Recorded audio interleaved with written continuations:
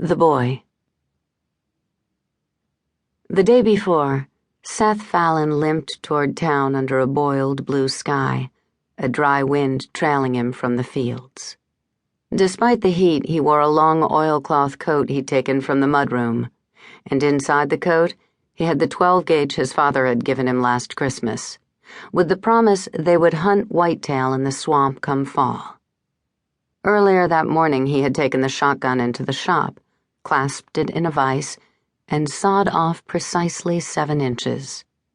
Then he sanded down the bore, oiled the barrel, shined it with a rag, and leaned the gun against the door, so he could tidy what mess he had made, discarding the sawn barrel in the trash and sweeping steel scrapings from the concrete floor. He hung the saw back on its hook, folded the cloth in a neat square, and stored it with the gun oil in a metal cabinet. When he left, everything was in its place, just as his father had raised him to do.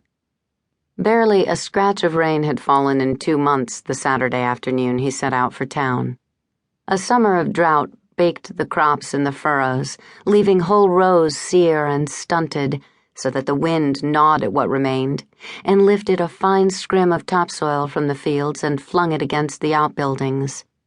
He walked with this wind under a sun that was a cinder in a vacant sky, the gun cool against his ribs. The farthest he had ever traveled from this valley was across the state border to Sioux Falls. This was the only home he had ever known. The town of Lone Mountain perched along terraced streets overlooking the surrounding valley, a half-mile wide and thickly wooded on either side. For eons, the Minnesota River had been at work eating through topsoil toward the Earth's core, carving out this place from vast prairie farmlands stretching hundreds of miles all around. The valley had been a place of both shadow and shelter for generations of Indians, the Cheyenne, the Fox and Sauk, the Dakotas, all who came to hide from the winter winds on the prairie.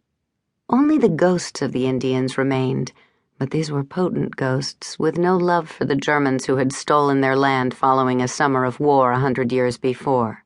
And when a little girl drowned in the river, the old-timers crossed themselves and thought of the brown hands that surely pulled her under.